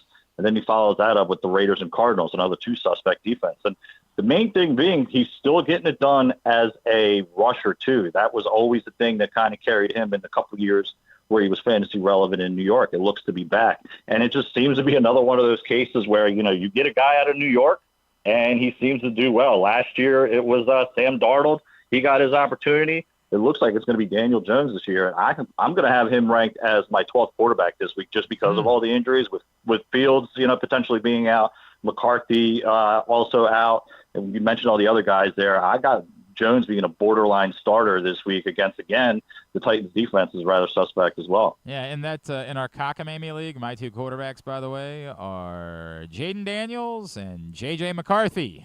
So, yeah. Well, let me tell you this. I'm in a dynasty league with Joe Burrow, and that's obviously a disaster. It's so bad in that league because it's a super flex league. I'm putting in dollars for Dylan Gabriel this week. Oh, my God. That's where I'm at. Look. Oh, that's where I'm at. God. I might have to pick up Geno Smith in the PressBox League, but it's a much better circumstance than picking up Dylan Gabriel. I guess the question is, how if you are a Burrow owner, if you are a Daniels owner, how hard are you going after Daniel Jones, and is it dependent upon who you have? Yeah, it does depend if you already have a second quarterback roster. Let's say you have already guys that I'm going to rank kind of similar to Jones. Let's say you have a Jordan Love or Jared Goff or a Bo Nix, Caleb Williams. I'm still kind of have all those guys kind of in the same range, so it would definitely be beneficial to have a second one. I mean, we're seeing how quickly quarterbacks are going down now, so if you can grab two of those guys, that's great. But I'm still placing Jones. Let's say, you kind of mentioned Geno Smith. I'd probably put Jones just ever so slightly ahead of Smith. Trevor Lawrence right around that range. Even, I was kind of surprised what we saw out of Mac Jones this weekend. If you're really, really desperate, you need a spot starter, maybe Jones is somebody who can play there. You're still not going heavy like with Fab to try to get Daniel Jones. Not heavy. Like I said, I'm not going as heavy as, I'm not breaking the bank as I probably would for any other flex guy. Unless you're super desperate. Now, if you're desperate and you're in one quarterback league and most of those quarterbacks are gone and Daniel Jones is your best available option, then get him, because I do think when it's all said and done, as long as he remains a starter, he's got the potential to finish as a top 10 guy. He is PressBox fantasy football analyst Joe Serpico. He's with us here previewing Waiver Wire Wednesday. There are some interesting names to me at wide receiver this week, and I think that conversation starts to me with Troy Franklin. I know everybody was trying to grab Marvin Mims. I know you wrote about that at PressBox. Is this definitive with Troy Franklin? And is he not? I think he's someone you want to roster. Is he someone you're thinking about playing at this point? think it's a little too soon to put him in your starting lineup unless you're in like a deeper league and you want to use him as a flex. But you alluded to it. Everybody's been trying to get Marvin Mims to be a guy for like 3-4 years now. It just hasn't happened. I think the background with Franklin and Nix at college, I think, is kind of helping out here at the NFL level. He leads the team in receptions, in targets, in receiving yards. He's got touchdowns already under his belt, and he is going to be the number 2 to Cortland Sutton. So he's going to be the one that's not getting the double attention there. So I do like Franklin as a guy to stash away, especially, which is crazy to think about, but bye weeks are not too far away. They start in week 5. So he's somebody that I want to stash on my bench and see if he can be one of those number 2 receivers that also puts up numbers, kind of like we see around some other teams around the league or others that are not doing Philadelphia. I assume it's the same conversation that you're having about Elick Eomanor. Yeah, exactly. He didn't put up big numbers in week 1, but he did get the 7 targets, and that was kind of promising. And then you see 6 more this week. That touchdown, not many guys are making that throw. Actually, most NFL quarterbacks probably not making that throw, but it's just good to see him tied for the team lead with targets. That's another team that's going to be trailing a whole lot in games. So Cam Ward and him are going to be airing it out often. So he is a guy that I am definitely stashing and just, again, kind of seeing if he steps up to be the number 2 for the Titans there, because let's face it, I'm not really counting on Tyler Lockett to be that guy when he comes back healthy. I think Eomanor is going to be the guy moving forward. All right, away from the waiver wire, one of the other big injury stories this week, of course, is Austin Eckler from Thursday Night Football. Are you confidently now moving Ja'Cory or Bill Krosky-Merritt into starting lineups, or still wanting to wait and see that before you do it? I'm still in wait and see mode just because it was weird to see him only get the select touches that he did last week. We all expected him. It was going to be a Thursday night game. Coming off the week 1, we thought, okay, this is going to be the game where they're really, really going to use him, like his almost coming out party. And it was anything but. I believe he only finished with 4 carries on the night. So now you're in a circumstance where Eckler is gone, and I don't think he necessarily takes over Eckler's role. He's not really a pass catcher like Eckler. So I do think what we're going to see is either McNichols or Chris Rodriguez kind of take over some of that pass down work, and then it will be Bill doing the early down work. I think now it's going to be a committee. I think what we were getting ready to see, it looked like, was Eckler actually be the guy. I think now what we're going to see, at least for the next couple of weeks, where it's going to, again, be a committee. Does he eventually take over and get the third down role? We'll have to see. But as far as starting him for this week, I think you have some better options out there. Again, maybe he's a flex option for you, but there are some better options out there if I had to choose from it. On the other side of that, Jaden Reed got hurt in that game. How do you see the hierarchy of the Packers pass catchers kind of taking course now? The only one that I maybe won't have interest is Romeo Doubs. The rest are just too inconsistent. I mean, we've talked about them for years. Matthew Golden is probably rostered, so I'm going to assume that he's not available for you. Maybe Doubs is. But the other guys, Wicks there, he's so hit or miss. They have the rookie Williams, who made a couple big plays for them. I like him, but I don't think he's ready to be rostered yet in any leagues either. So if there is the one guy you want, it's Doubs that could be available. Other than that, I think we're going to see a lot of what we saw last week, and that's just Tucker Kraft being one of the key cogs for the Packers offense. So you upgraded Tucker Kraft quite a bit. Absolutely. I mean, I was kind of big on him going already into this year. Reed is kind of their slot guy. I think now that Tucker Kraft's going to get a lot more of those looks, even more looks than he already was getting. It's cool. It's not like I started Mark Andrews over Tucker Kraft in one of my leagues last week. I made that same mistake. Well, not with Andrews, but I made that same mistake where I did not start Kraft as well. Where are you at with Andrews at this point? Like, I know a year ago he got off to a slow start and he ended up being a 10-touchdown guy, right? Like, so I'm not writing him off, but I would assume at this point you can't be playing him in week 3, right? No, I wrote it today. He was the one guy that I'm still holding out hope on Evan Ingram. I'm still holding out hope on T.J. Hawkinson. Mark Andrews was kind of drafted in that same range. I'm not holding out hope for him. He's only got those 4 targets in 2 games, and that's with Likely being out of action. So what's going to be the case once Likely's back? And I'm not sure if he's going to come back this week, but it sounds like it's going to be very soon that Likely's back in action. it seems to be that Lamar is looking more for his receivers than tight ends, unlike ever before. So Andrews is definitely somebody you're leaving on the bench, and we might be looking at him being dropped entirely in the next couple of weeks. I know tight end is kind of weak, but it's just not adding up. You need to get targets. Seems to be the drops are a thing for him as of late. And then, like I said, once Likely's back, it just becomes an even bigger problem. So give him another maybe week or two to see if things kind of straighten out. But after that, if it doesn't, I'm happily dropping him. This is a real question for me. I'm gonna have to pick up the two tight ends I have in one league are Mark Andrews and Isaiah Likely. So I'm gonna have to pick up either a Dalton Schultz or a Harold Fannin this week. Am I dropping one of those two? I can't put Likely on the IR. My bench is like Bo Nix, Dylan Sampson, Krosky Merritt, Etienne, and Coleman. So I don't really want to drop any of those guys. You're not dropping any of those guys. No, I mean, of all the names you listed there, I think the one you have to drop is Likely, and that's just because you don't have the IR available to you, and he's the one that's out of action right now. Now, like I said, wait and see. Maybe you see what Andrews does these next 2 weeks, and then you pick Likely back up, but then he just becomes a stash guy for you again. So who'd you say your other options were? Those are your only two options? That kind of puts those are my only two tight ends on my roster. Well, then you're going to have to get rid of Likely, pick up one of those guys that you mentioned, and kind of see how it plays out. Would you pick up Schultz or Fannin?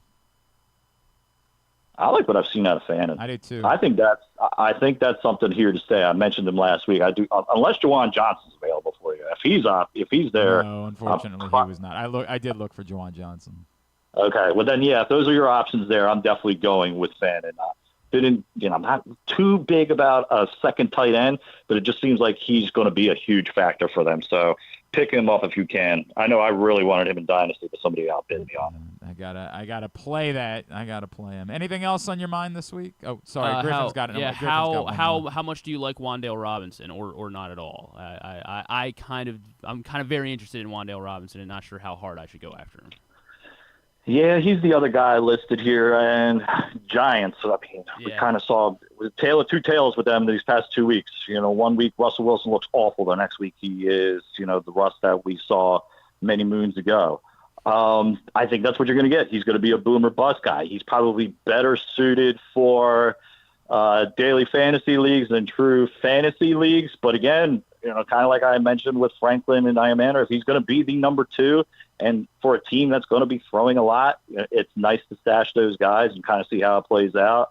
Like I kind of talked about, I can't believe we're already talking bye weeks, but that is literally right around the corner. So somebody you stash, last guy there. If it doesn't work out for these next 2 weeks, he's another guy you just kind of dump. If you're kind of giving me an order, I'd probably go on Franklin, Robinson, then Iamander, to be honest with you. But again, that's all kind of dependent on what your wide receiver situation is too. I'll give you one more. You just brought up Evan Ingram. Are you sticking out and playing Ingram again versus Fannin? And Chigakonkwo is also available on the waiver wire in that league. I have Evan Ingram and Chigakonkwo in our PressBox league, and I will be starting Evan Ingram over Fannin too. Yeah, I mean, there was a lot of hype about Ingram. It's only been 2 weeks. I know it's easy to kind of overreact after 2 weeks. I mean, I might be doing that about Mark Andrews, to be honest, but that kind of dates back to last year, if you ask me. He was 2 touchdown dependent. But Evan Ingram was just such a big signing for the Broncos. I do expect him to finally get into a role. Tight end is super. Every year we keep saying tight end is going to be deep, and then once the season comes, it never actually is. So let's hold on to somebody like that, and you just kind of rat it out. And again, I mean, by the end of the season, Ingram will probably be a top 10 tight end, but he probably won't be anywhere like close to those top 3 guys, kind of like we've seen in years past. Is Odunze ahead of DJ Moore at this point, or is that going to be like a week-to-week thing? I think so. I mean, I was big on Odunze going into this year, but based off the 2 games, it looks like he is the number one for that team. I mean, you used a high pick on him.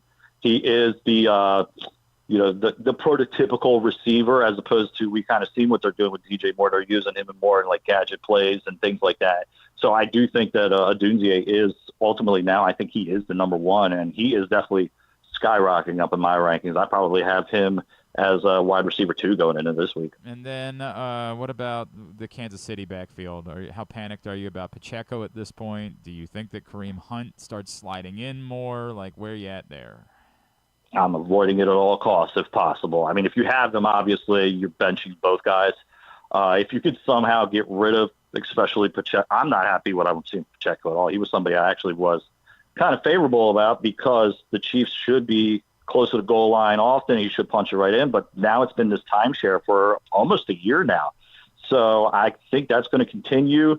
I'm trying to avoid both. And we even saw Rashad Smith even getting in, a couple carries this week too. So I'm really trying to avoid the Chiefs backfield at all costs. I mean, it's very bad when Mahomes is your leading rusher after 2 weeks. And then the other two guys, I don't even know if they have 50 yards combined. Yeah, it ain't great. Ain't great. All right, Joe. At Joe Serp, of course, is where you follow him. PressBoxOnline.com is where you see all of his stuff. Joe, appreciate you, sir. We will talk again next Tuesday. Thank you as always, my friends. Absolutely, guys. You take care. That's PressBox fantasy football analyst Joe Serpico with us here on GCR. We'll be back for Project Game Day next Monday night following Ravens-Lions. Myself, Rita, KZ, Stetka, Griffin, and some guy named Tyus Bowser, as long as he's available. I just have to give that caveat. He's with us until he's not. I hope, for his sake, that he's not. But for our sake, I hope he'll continue to be. We're doing it every game day all season long. PressBoxOnline.com/game day. It's brought to you by the Costas Inn, 1-800-GAMBLER, helpmygamblingproblem.org, as well as Live Casino and Hotel, making that possible for us. Hope that you will come join us for Project Game Day. Again, we'll be back on Monday night following Ravens-Lions for another late-night show. We had 2 late-night shows in the first 3 weeks of the year. I don't know how I feel about that. I don't know who's in charge of the scheduling for this. We got to look into that. You are anti the late nights? I don't care for them, Griffin. No, don't care for them. Plus, I'm going to have to miss trivia next Monday night. I don't like that. Oh, we completely botched trivia. The question was... Can't you say for like the first half? We're playing trivia at a new location this year. Oh. Just giving it a shot and seeing how we feel. And it's less... It's more for the smarts and less for, like, the pop culture, right? Like, got it. So you fit right in. No, not at all. Not at all. Although I was the only person that knew what a second line was on our team last night, which is weird to me. Okay. Second line? Yeah, I was afraid that you were going to say that. Second it's like a funeral line. procession in New Orleans. They have specifically New Orleans. It's like a march. Like they have the jazz band. It's a whole thing. They do it for other things, like sometimes for weddings and stuff like that. But it's very common with funerals. They just do funerals better than the rest of us do in New Orleans. Anyway, the only sports question last night, I knew nothing about this, was there was a recent internet rumor that during the game in Sao Paulo, NFL Commissioner Roger Goodell had swapped jerseys with this Brazilian soccer player. However, it wasn't true. Pele. I got to tell you, man. Like, we just started, like, why would this be a thing? Why would this become is there a controversial... Roger Goodell? Yeah. Swapped jerseys? Yes. Now, again, doesn't make any sense. Roger Goodell doesn't wear a jersey. I understand. I know nothing about Give this. him a blazer? John brought up Pele. Of course, Pele passed away 3 years ago. So, no. It wasn't Pele. Sure it wasn't to be Pele, fair, Proctor though? was like, wait, he's dead, right? Yes. He didn't do the whole Drew bit. Like, he quickly recognized that he was dead. Yes, Pele passed 3 years ago. Could have been like a so hologram, it's maybe? not Pele. Neymar, then. That's the answer. Okay. And for You what went it's with worth, that, or? no, we went with Ronaldinho. Like, we didn't know. We had never heard Come anything on, what are you about this. thinking? Yes, It's obviously Neymar. In the end, I guess the most famous player. But we're like, what is this? And how is this a trivia question when none of us have heard about it? And there's an internet rumor about everything. There's been 6 billion internet rumors that, like, every NFL player has offered to pay for Charlie Kirk's funeral in the last week. I didn't see those. It's all like it's all pink slime. Everything is pink slime now. The entire internet. It's bad out here for your grandmothers. Like, just a bad time. So this was a dumb. I said, like, I'm starting to think that we don't go back to this place. I don't like the questions. Don't like. What other questions have I don't turned you remember. off? I don't and been remember. Like, this is I don't remember. I just don't care. So what's the guy also likes to give places have the you guy guys? also likes to give hints. Like with the music that he plays for his question, he's like openly trying to give you hints to the answers, and we're like last night there was a question Where'd about. you guys finish? I don't know. We botched the final. We went for it in the final, despite not knowing that we were second going into the final. But so what? It's been 2 weeks. The final. Not going well. Not going well. Just since you guys aren't winning, you're like, I'm gonna quit. It's not about not winning. I don't care about not winning. I just don't like. I've never liked this is what but if you're winning, no, this is the form of trivia where they do toss-ups where it's just utter guesses on some of these to get points. Like this Neymar. I mean something like one of the questions last night was how many available, according to the Association of Storage whatever, how many available storage units miles or available feet of storage space are there in the United States? And the point is that everybody knows you don't know the answer, but like it's just you can guess and get points, and I just don't like that. 5 million feet. Way more than that. 10 million feet. At first, somebody was billion hot. feet. Somebody on our team was hot on the toss-up, so we said they could just guess, and they said 2.5 million. So we were like, all right, that's the answer. But Proctor wrote it down as 2.5 billion. So I said, like, you didn't mean 2.5 billion. You meant 2.5 million. And Proctor was like, I think it's got to be more than that. And so we ended up going with like 10 million or something like that. How about the number was 3 billion? We would have had it if we had just turned in the incorrect answer. But the point is, you're just I don't like guessing. I don't like just. That's trivia, baby. That's not no, it's not. It's the opposite of that. Anybody can do that. You just. I'll throw out any number at all and see if we can't come up with it. I don't like that. Don't care for it. Come back in. I'm sorry. I guess. Tidbit Tubular, and I'm told perhaps a special guest may be checking in with us as well. News to me. Yeah, we'll find out. We'll do that next. Glenn Clark Radio. For fans of the Costas Inn, and who isn't, I have some great news. Now there's a second location to go along with 4100 North Point Boulevard. This one is at the Timonium OTB. This is Stan the Fan, and I have been a fan of the Costas Inn and Triantafalo's family for going on 30 years. They're open for lunch and dinner, same great Costas feel, same great menu and quality food you've been enjoying for well over 50 years. The exact address on your GPS is 2200 York Road, and their phone number at the new location is 667-406-1970. If you're new to the Costas experience, get ready for a real treat. All wrapped up in a new spacious dining room in Timonium at the OTB. If you want steamed crabs, you have them, and the full menu at 4100 North Point Boulevard. The number for reservations there at Costas, 410-477-1975. 2025 Navy football single-game tickets are on sale now. Don't miss the exciting home game schedule this year. The games feature exciting American Athletic Conference matchups, including the Commander-in-Chief rival Air Force on Saturday, October 4th. Don't miss all of the exciting action in historic Annapolis at Navy Marine Corps Memorial Stadium, and get your tickets today at NavySports.com. Go Navy! Beat Army! Game day gets even better at Live Casino. Score a live jersey on September 6th and bucket hat on September 27th. Plus, catch our big plays, big pays hot seats on select game days. When the home team scores, the prize pool doubles. And we'll give away a $50 sports and social gift card with every touchdown. Take it to the end zone at Live Casino. At Arundel Mills, must be 21. Please play responsibly. For help, visit mdgamblinghelp.org or call 1-800-GAMBLER. Gambling can be a fun and entertaining experience, but there are risks involved. If you're planning on betting on the game at the casino or on your phone or computer, know your limit, stay within it. Set a budget and a time to stop. Remember, gambling isn't a financial solution, and it doesn't mix well with alcohol or drugs. Know the risks and have a plan before you begin gambling.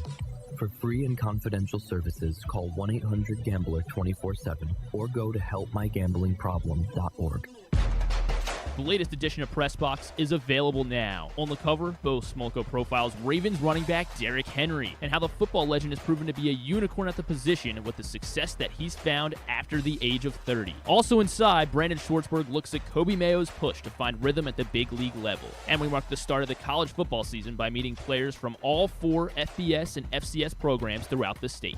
PressBox is available for free at over 500 locations throughout the region, including 60 Royal Farm stores. Or you can read the entire issue online at PressBoxOnline.com, where you can also find great betting advice and the best daily coverage of the Orioles, Ravens, and Terps. Feeling sluggish, unfocused, or not like yourself? It could be low testosterone. At Game Day Men's Health, we specialize in testosterone replacement therapy to help men boost energy, improve mood, and regain confidence. Our treatments, including testosterone cypionate, are safe, natural, and tailored to fit your lifestyle with weekly injections or pellet therapy. Get started today with a free testosterone test and feel the difference. GameDayMen'sHealth.com. Game Day Men's Health, where men reclaim their game. Contrary to what some people believe, I actually like this guy when he sleeps. Glenn Clark, talking sports. Stan the Fan Charles and Luke Jackson got together yesterday to talk a little baseball and what this general manager search might look like for the Baltimore Orioles. If you missed it, you can find it right now. Facebook.com/PressBoxSports. Click on the videos tab. Go to YouTube.com/PressBoxOnline or PressBoxOnline.com/video. And as always, Stan's shows are brought to you by the Costas Inn and the all-new Costas Inn, now open at the Grandstand in Timonium. And speaking of new shows, did a Rita and Glenn episode last night. Book Club was back. Unknown Number, the Netflix Catfish documentary, was the subject of Book Club. Some of the funny sounds from the weekend in football. A lot of that in this week's episode of Rita and Glenn, available youtube.com/@RitaandGlenn. Make sure you subscribe there. Also, you can find it in Our Greatest Hits as well. A new episode of Rita and Glenn available now. What did Unknown Number get for you? It really, I was struggling with it for a while. I was struggling with did it they like it, until the reveal. They gave it. Hang on.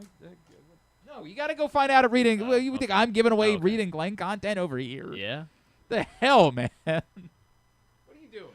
I can't believe you almost got me to do it, too. I was like, oh, I'll just go find the score and read it. No, I'm not going to do that. You gotta go watch and listen to the show. Or later this week, I'll obviously put it out on social media because that's what we. All right, I guess I'll wait for that then. That's what we do. It's just give it away. I was struggling for a little while. I hated it. I genuinely hated it, and then it turned. And I guess because it got. Yeah, right. It's not a whole lot we can say without spoiling the doc itself, too. Rita and Glenn is where you can find Book Club for this week. You want to go ahead and do a tidbit? Yeah, I guess we can go ahead and do that. Tidbit is brought to you today by County Sports Zone, which is where you find everything you need to know about high school football and high school sports in the state of Maryland. Every sport, every score, every team, everywhere in the state. They've got you covered. CountySports.zone, proudly sponsored by your local Toyota dealer and buyatoyota.com. We had a birdogami in the NFL for the first time this week. Or sorry, not the first time. The first time since 2020. Birdogami is a game between two teams whose mascots are birds that end in a scoreagami? Not quite. Okay. Not quite. It's a week where all 5 birds win their game. Yes. So okay. the first time Seahawks, since 2020. Ravens, Eagles, Cardinals, and yeah. Why am I blanking on who the other bird team is? The Dirty Birds. Oh, the Falcons, yes, right, thank you. Yes. All 5 of them won in the same week for the first time since 2020. Well, how about that? So we had a birdogami for the first time in 5 years. How about it? Yeah, there you go. That's it. Very good. I just need to guess the teams that have birds. And then I'll do the my Lamar Jackson one here. So obviously Lamar 4 touchdowns. He became, or not became, but he has now with his 8th 4-touchdown game since 2021. He's not total. 4th touchdown game since 2021. Most among quarterbacks. Most 4-touchdown games since 2021. There are 10 with 5. 5 4-touchdown games. 2021. No other parameters, not like 0 interceptions or anything. Right. Just 4 touchdowns, period. Mahomes. Yes, Mahomes is on that list. He is tied for 5th. He has 6 4-touchdown games. Allen. Josh Allen is also on that list, tied for 2nd. Despite the many injuries, I'll still say Burrow. Burrow is 1 behind Lamar as well. Allen and Burrow both 1 behind Lamar. Stafford is on the list, yes. 5 for Stafford. There are 4 more? Yes. Prescott. I believe you mean Prescott, yes. Mm-hmm. Yes, yeah, Dak Prescott is on the list. 7 for Dak, so he's tied with Burrow and Allen. There is a town that is spelled the exact same way in Arizona. And I showed up, and I said, Something like, "What am I going to go out to Prescott, Arizona?" And immediately I got pulled into a room, and they said, "There is no Prescott, Arizona." I said, "Excuse me?" They said, "It's Prescott." Why is it spelled like biscuit then? Look, man, we all have places like that. It's like the people that call the name of the town where the Chesapeake Bay Sox play. You know you're not from here the moment that you say it's Bowie. That's, you're dealing with an outsider because they say, "Well, I'm going to go down to Bowie and see the Bay Sox." And they're like, "No, you're not. That's the name of a singer." How about Goff? Yes, Jared Goff is on this list, tied with Mahomes. Herbert. No Justin Herbert. Only 3 games of Chargers obviously looking very good 2 games into the season. Yeah. It's weird because now we think he's washed, but Tua is not on this. I'm a little. 4. Remember, they had He's some at 4. very explosive games. He's at 4, Yeah, so he's just outside the top 10 here. Since 2021, 4 touchdown pass games. Despite not being a starter anymore, how about Kirk Cousins? No. All right, I should probably say Aaron Rodgers. Yeah, you should. Aaron Rodgers has 5, so he's on the list. Kirk Cousins at 4 as well, so he's tied with Tua. On the outside looking in. The other one is. I don't even know. Trevor Lawrence? No. How about? Where would Trevor Lawrence be? I don't think it's Jordan Love, but Jordan Love? No. Jordan Love does have 2. I don't think it's any of these guys. That's the problem. I definitely don't think it's Jalen Hurts. Jalen Hurts? One. No, not Jalen Hurts. 1 is active. 1 no longer active. Oh, Tom Brady. Tom Brady now Tom coach Brady. for the Las Vegas Raiders. Dude, it's almost worse that they brought attention to it the way that they did last night, right? Like if I'm at the NFL, I'm saying to ESPN, like, no, let's not talk about this. It's a bad look for the league. I mean, how could you say anything to him in a? I guess they lost by 11, so maybe it doesn't matter. But yeah, right. I am befuddled, in the man. pre-production meetings. I don't know how you say anything to him. Stroud? No C.J. Stroud. Daniel Jones? No. Kyler Murray? Maybe we try. I'll give it away. Not Kyler Murray. I'm running out of quarter. Oh, Baker. Yep, Baker. Mayfield. Damn, Tom that's Brady's on me. successor. That's on me. It's Baker. So is it almost more impressive that since 2021 the Bucks have had like 4 or 11 right, yeah. 11 these such 4 games. touchdowns? Yeah, it is kind of wild.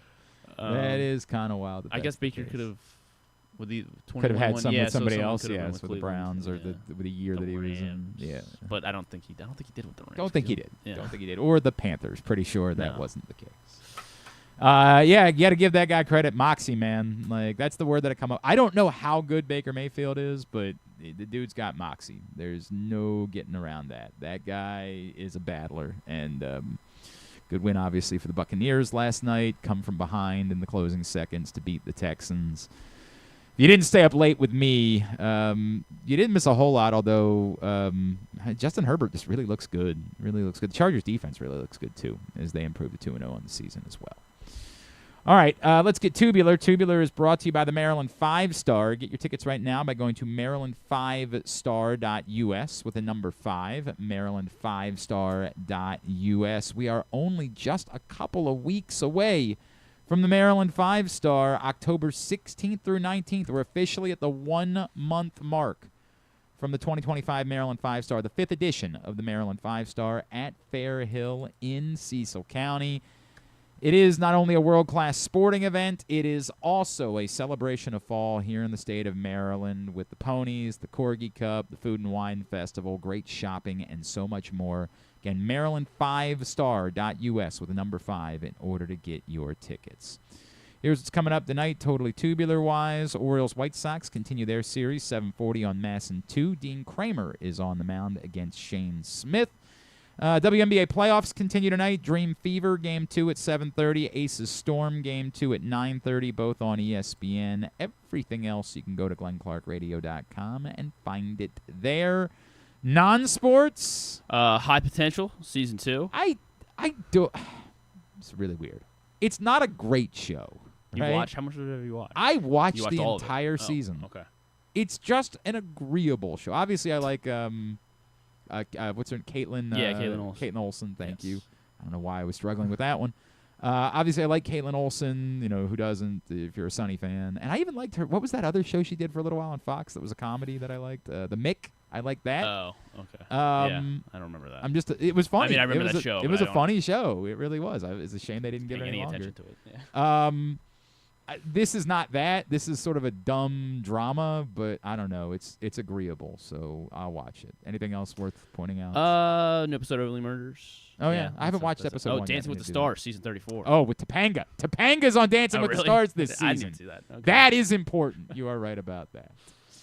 All right, joining us now here on GCR. I really appreciate him taking the time after he had a massive play. We're about to do 5 plays that told the story of the game, and we're going to time it out well because I'm pretty sure number 1 on both of our lists is going to involve this guy. He, of course, came through with a massive block punt to get the Ravens going in the first half. He is Ravens special teams ace and linebacker Jake Hummel, and he is with us this morning here on GCR. Jake, it's Glenn. It's great to chat with you, man. Thank you so much for taking the time for us, and congratulations on a huge play and a big win. Thanks, guys, and thanks for having me. Absolutely, dude. It's great to chat with you again. Jake, I was somebody on Twitter pointed out that, you had a chance on the first punt of the game to come away with the block. Did you feel like you should have had that, and did you sense that maybe it was coming as they kept running out Bojorquez to punt that you were going to be getting one of these? Yeah, so I explained, I think in an interview after the game to one of the reporters that early in the game we had a punt rush. We actually ran. It was the same one we ran to block the punt, but it was just to the other side. And I got the one-on-one with the personal protector, and I tried to go around him the first time. I could kind of feel like I had a chance there. So I, went to the sideline after that play, talked to our special teams coordinator, and we were just discussing if we get another chance at to go rush a punt. I was like, let's run this, just put me one-on-one with the PP again. And yeah, right. I think I can beat him. So let me go do it. Yeah, it all worked out. I mean, sometimes, in those games, you got to also just be in the right situation where you're able to go rush punts, because you're not always, put in those situations where, because sometimes you got to be in a more conservative. All the way. He's been busy today. Both punters have apologies. been We're trying to play it for everybody to see the punt. Everybody saw the punt block. Everybody knows what happened. But yeah, luckily I got another chance at it. Luckily we were in a situation where we could go after a punt again. So, and he put me in the spot, so it was sweet. And obviously you get it. For someone like you, right, what does this moment mean? And not to say that you're not going to impact the team in other ways, right? But you've kind of made your life doing this type of stuff. For other guys, it's catching a big touchdown. What does it mean for you to get a punt block, and particularly one that really did sort of set the tone and get the momentum going for the team? Yeah, it's what's got me into the NFL in the first place. When I was brought into the Rams as an undrafted rookie, that's why they brought me in. And so I take a lot of pride in special teams. I think maybe I just have a different mentality about it. I think especially starting last year, I kind of was able to catch a groove where I realized I was one of the better players usually on most units. So, and I figured, why not go make an impact on this game any way I can. And, I'd like to be, including last year, this year, I want to be, being on the field more in other ways, but I'm happy to help the team win any way I can. So why not do it even with the limited reps I have. And so that's the kind of mentality I had, especially starting last year, just going into each game, preparing, finding a way that I could, impact that game, whatever that was and whatever phase that was. And so this year, same thing. It's just with a new team. And I'm lucky to be on a team that, prides themselves in special teams, with Coach Harbaugh, as you know, and they take a lot of pride in those units, and they are going to put us in situations to have success and go make impacts on those games. And I can't, I don't think that's the case with, some other teams. So Jake, was there someone in your life that helped you fall in love with that? Like, you talk about your mentality and doing the dirt, and like this, I'll love doing this because it's going to get me my shot. But did it require a conversation with somebody, or I know something about you, something that you went through that made you say, like, hey, this other part of the game that people don't love, I'm gonna fall in love with it, and I'm gonna make it something that I'm really, really good at in order to carve my path forward. Yeah, that started all the way back in college. Like, I knew the fastest way of getting on the field was proving that I could play special teams and that they could trust me to be on the field through special teams. So it literally started from there. My freshman year at Iowa State, we had a good special teams coordinator, Joe Houston, who he kind of like emphasized that to us freshmen, and I was kind of one of the guys that listened. And he also pled my case to the head coaching staff and to get me on the field early, even if it meant limited reps on special teams. So that's kind of how it all started. And then and from there, I've always recognized the importance of special teams and being able to. It's just it's like getting your foot in the door type thing, and then from there, like, you just prove your worth, even more and more. And so by the time I got to the league, it was kind of like the same story. I had to kind of start over again in terms of like earning a team's trust, and I knew that was my way. So, man, it's worked out really well for you. Obviously, it's given you a really nice life. Jake Hummel is with us after his heroics on Sunday. I also enjoy, because like we regularly, after turnovers, we get to see defenses go down and pose a little bit. I love that the punt block team, like you guys, seeing you put the hand up and go down and celebrate together. Like, you guys don't get to do that very much. Yeah, no, how much fun is cool that? When we get to celebrate together, and that was, it's just as important to scoop that ball up and it would be nice to score, but everyone there is like just as important, and hopefully my ability to block that punt draws more attention to me and opens up some lanes for some other guys later on this year to have a chance. They're not going to leave you one-on-one with the protector anymore. Right. I think people will be thinking about me more, and maybe someone else would come free type thing. So I think whenever you put a pressure on the other team like that, it only helps. So Jake, take me through too. Do you now talk to other guys, like guys that get special teams roles that maybe have been college football stars, that have been guys that have only ever been told how good they are, and now, like, do you share that message with them? Like, dude, look at the life that I've created for myself by doing this. Do you have guys that sort of talk to you about that as they take on their roles? Yeah, I think a lot of guys, especially, I was luckily, like I said, I played a lot of teams in college. Like, that's how I earned my reps early, and then I grew into a starting linebacker position, but I had a lot of special teams reps in college, so I had a lot of that experience already. There's a lot of guys that come in, even as undrafted guys, that were like, All-Americans, starters on their team that never even played special teams in their whole careers at their colleges. So I think that's a lot of the times those guys will come to me asking, for tips and just, different ways I can help them to quickly get better at teams, because they understand that that's how they also can get on the field, and that's how they can earn their spot on a team, even as an undrafted guy and so on. So I'm happy to, and I think a lot of those guys recognize the importance of it early on, but it's just a matter of getting that experience as fast as you can and learning as much as you can. Did you sense what it meant to the entire team? I said we do this silly segment, this 5 plays segment, where we look over the 5 plays that we think were most important, and I'm giving it away. The punt block is number 1 on my list this week because it felt like, I don't know, and maybe it's unfair to the defense because the defense was playing really well to start the game, but it just sort of felt like things were maybe a little sluggish for the whole team at that point. Did you sense to everybody that was kind of the momentum moment that everyone needed to sort of get going in this game? Yeah, sure. I think whenever you can create a short field for your offense and then they can go and score a touchdown, that's just, one of the great examples of how to play complementary football. And that's what we emphasized, kind of after that first week too. And even before the season, we've talked a lot about getting turnovers. I think, from my understanding last year, we didn't do the best job of that as a team, as a defensive unit.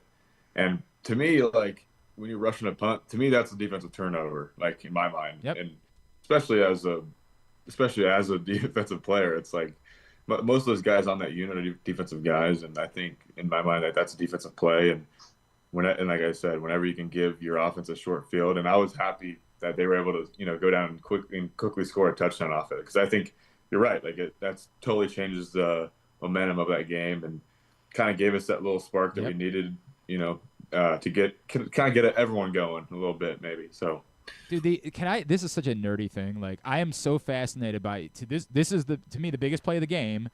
But sometimes when you're going for a punt block, you're inches away from a 15-yard penalty, right? Like those two things are the difference between the two are microscopic, right? Like, how do you handle when you're aggressive, when you realize, like, I'm not going to get it, and it's all happening at 1,000,000 miles an hour at a speed that none of us normies will ever understand? Like, how do you walk that line between wanting to be aggressive and making a play versus what could be really costly and essentially, to your point, kind of a turnover the other way because it gives the team a first down? That's actually a great point, and kind of like something I don't think people think about enough. Because last year I had a block punt for the Rams, and then, later on that year, like I'm like, oh man, I did it once. Like you're trying to get the neck, you're always trying to find a way to get another one. And I actually had a costly play in the playoffs against the Vikings. Now it didn't end up costing us in the game, but there was a play where I was rushing, like trying to get around a guy, and he ends up almost like hip tossing me into the punter, and now they ended up calling it on me. The roughing the punter gave them a free first down in a playoff game, and it was in that point of the game too. It was like a tight game. Luckily, we immediately got the ball back with an interception, and it kind of like went away in everyone's mind. But like I understood how like costly that could have been. And now, like, was it kind of a bull crap call? It still doesn't matter. It still doesn't matter. Like, it was right. It cost it could cost your team. So, yeah, that's when I kind of learned that lesson of like, when you got to pick and choose if you're going to be aggressive like that, and knowing when you're in the right position to actually go get a block like that. I also think kind of goes back to what I was saying earlier, like where you got to have the right opportunity to go call those punt rushes. So it's got to be, a lot of coaches like to call them when, they have a longer 4th and long. Okay. When they're on their side of the 50. So if you do have a costly, play like that, it's not as bad as, being on your own 30-yard line now instead of their 30. It's like, it's just kind of a situational thing as well. But I'd say, it's just, you got to like know, even in the moment of the play, just like, am I going to get there or not, and when to pull off and when to keep going type thing. But, it's a gamble every time, but, it's just something you got to do. Hey, man, when it pays off, it's massive. It's That's right. That's right. Am I correct that you just had a baby? Or yes. Maybe not you, but you and your wife just My wife had the baby, but it is mine. Was this your guys' first? Yes. Yeah. So was the baby at the game or that not? Yeah, he was. Dude. It was really sweet. It was his first football game. He won't remember it, but we will. You'll tell that story forever, man. His first game, and first home game as a Raven. It was really cool, man. It was just a really cool day, and good way to start the year. Okay, so I got 2 little boys. I got a 10-year-old and an 8-year-old, and now talking about this type of stuff, I become an utter softie when it comes to this. This is so cool, man. No, it is. Cool. And that's Did you? I 100% agree. Did you get the ball by chance?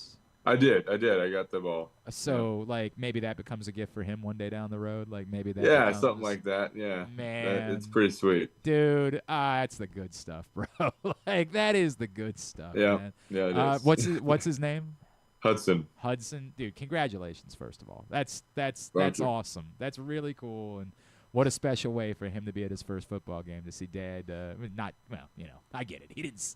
Well, you're right. He'll never have a memory of it, but you'll be able to tell him that for forever, man. Yeah. We got all the pictures, and it's a cool story for us, and yeah. That is awesome. Did you happen to see the Iowa State account that juxtaposed your special teams play with a special teams play that a certain former Hawkeye maybe had in the Pittsburgh game yesterday? Oh, I didn't see that tweet, but I know the play. You know what I'm referring to? Yeah. So maybe just another win for the Cyclones this week. That's a little different, but yeah, we'll take it, I guess. That'll fit the case. Jake, seriously, man, so happy for you and for your family. What an awesome moment, and what a big win. I guess I would be remiss after everything you guys went through, and I know you weren't here for it, but around here we made so much about, hey, the Ravens, this has happened before to the Ravens where, had a fourth quarter lead and haven't hung on. What did it mean to everybody to just make sure you got this win and it didn't snowball? And how much did you guys talk about that, and how good did that feel to come out of it and sort of wipe that taste out of the mouth? Yeah, I thought it was a great way to respond to that first week.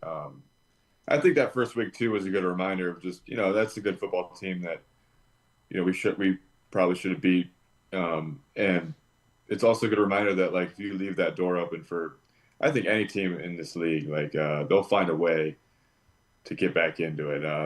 The players are too good. And the teams themselves are too good. So I think this week was a good example of just staying locked in for all four quarters and keeping that energy and more of that attack mindset all the way through the end of the game. It's rather than kind of, letting up in any way.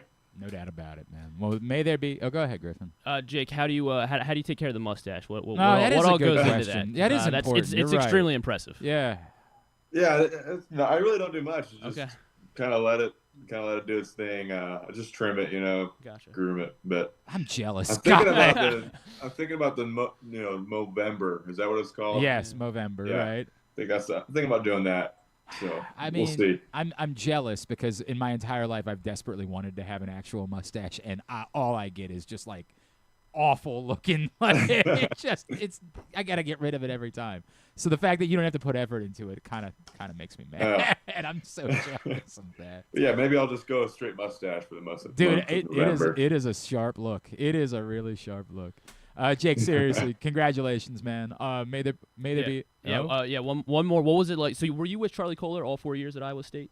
I was his roommate. Oh wow! Oh, that's cool. Wow. That's so what was it cool. like being back? It's really cool being on his team now. Or on the same team. That's dope, man. I saw you guys were together. Your families were together. That's really cool, man. Awesome stuff. Jake, thank you, brother. Congratulations. May there be 100 more and 100 more Ravens victories this season. Yeah, I agree. Appreciate you taking the time for us. Thank you both. It's Jake Hummel with us here on GCR after obviously a massive play. And with that in mind, let's go over 5 plays that told the story to wrap it up. And to me, we'll get to number 1.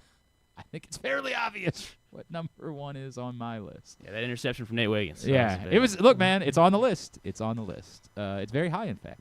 Number 5 for me. I don't know.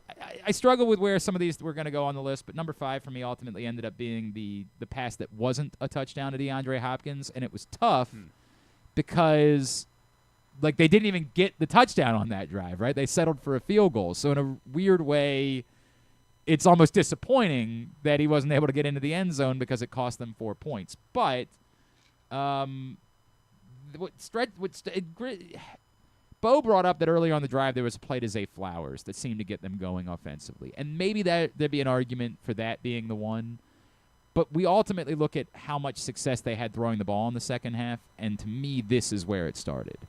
It started with airing it out, taking a shot, getting big chunk yardage. Remember, it was only a 7-point game at that point at 10-3. And this got them into scoring range. And even though they didn't get the touchdown, they did stretch it out to a 2-score lead, and it was never a 1-score game the rest of the way. So for those reasons, it stood out to me among a couple of the other plays that I considered at number 5, and it ended up being my number 5. So that one didn't make mine, I think, because it didn't result in a. I mean, it was an incredible play, obviously. So it was kind of tough to. It was tough to evidently leave it off. I ended up going. The problem was the other Hopkins touchdown was a better play, but it was just. Yeah, it was like it didn't. Felt like it didn't matter. The game was over at that point. So yeah. The other one I thought about was the play immediately after the punt block where Henry fumbles. Yeah, so and then Tylan Wallace is able to fall. I have a weird it. feeling about this where it's like, how do you measure what could have been on a play versus what a play was, right? And I thought about it, but I ultimately got left off because the result of the play was not all that significant. It's just the result of what the play wasn't that we're noticing. I'm just realizing that Jake Hummel is literally over your left shoulder. I wonder if he noticed that while he was. He could tell what it was that he was looking at. Or if he was like, "What the hell? What is that? Why am I playing for the Rams? Why are they using blue shirts?" I went with the 4th and goal from the 2-yard line. It's number 4 on my list. Just because they had to convert. They had to convert. It was 13-3 at the time. That made it. That allowed them to go up 20-3. I think they needed to go for it on 4th down there, and they also needed to, as you said, convert. So good. So that was the first of the 2 touchdowns. Absolutely, to Tez Walker. six straight and goal plays that did not turn into touchdowns, and obviously there was a penalty in one, so it was backed up. But 6 straight and goal plays, not touchdowns. If you don't get it here, it's devastating, right? Like a lot of those. What's going on here feelings really start to creep in again. So, yeah, it was number 4 on my list. My number 4 was the 3rd and 13. They were at midfield. This was towards the end of the 3rd quarter. It was 20-10 at this point. And I think this was the play that Bo was talking about with Zay, where Zay had to come back. Lamar was getting tackled. The first drive of the second half. I'll go back and double check. Okay. I thought that's what this play stuck out to me in the moment as well. So Lamar made an incredible throw. He had one of the D linemen hanging on him, and he had to roll out of the pocket. And Zay looked like he must have been 30, 40 yards downfield, and then Bo came was back. talking about literally their first offensive play of the 3rd quarter was a 19-yard Oh yeah, right. pass. I thought he was about this one as well too. Honestly, he might have also brought this up, but that one was the one that he was talking about that he thought got them going. This was the first drive that was like a touchdown drive by the offense, and it was they didn't. This was the second Tez Walker touchdown that they scored at the start of the 4th quarter, because this was with a minute 20 left in the 3rd quarter. Again, I think this is just more of the Zay Flowers is the number 1 target now in this offense for Lamar Jackson, and I think it was just a great play by Lamar, by Zay, and they had to convert on a 3rd and 13 down, here. I get it. Yep. It was 20-10. We all had everything creeping into our minds. The Browns had just scored on the Marlon Humphrey tip touchdown. And so they had to convert here, and they did, and it was Zay Flowers coming through with the big play, and Lamar Jackson obviously making a big play as well. It's why your theory, it's a different play for me, but it's the same theory. I went with the touchdown pass to Tez Walker from later in the drive as my number 3. And I did it sort of just because of exactly what you said. Like, you needed to after what had happened, you needed to capitalize that drive. You needed to do, and I think you needed to score a touchdown specifically, because if you only kick a field goal there, it's still just a 2-possession game, and you're still allowing some of those feelings to keep creeping in. You had to go score a touchdown, and add in that it's not. It's one thing if it's a 1-yard touchdown run, right? Then it's probably not a play that I consider. But it was a from the 24. It was a dagger. It was a dagger. Yeah. That one to me was a big play. So it was number 3 on my list. So I had that play instead of the touchdown on the drive, just because after it felt like they got that play. Yeah. I get it. Then I went with I had to go with the fumble recovery and the scoop and score for Roquan. Yeah, I couldn't. I had to put it on the list. I had to. It's a cool play, but. It was. I mean, they were up by 17, but we had just seen what the Bills did. Obviously, the Browns aren't the Bills, but they needed some play like this, and it perfectly encapsulated the game. Joe running for his life, like the old days. If you want to, I think that argument is better. The argument of the story is how dominant Roquan Smith was on the game, and this was his biggest play of the game. I think that's a better argument for it. It's just that once they scored the previous touchdown, I just didn't think. I think you're right. Yeah. Again, we don't know because they're the Ravens. I know, but I just didn't have. I mean, all it took was Joe. If they don't get pressure on Joe in that play, he probably uncorks 150 yards down the field. And also keep in mind, right? Like the touchdown, they were getting the ball. It was a 4th down play. They were getting the ball back anyway. But Joe's going to convert on this play. I understand. So the scoop and score is my number 3. Did not make my list because of the situation in the game. Number 2 is the interception. And again, it's the circumstances. It's still only a 10-point game at that point. And remember, it was 3rd and 4 from the 46. Like, they were moving towards scoring range at that point.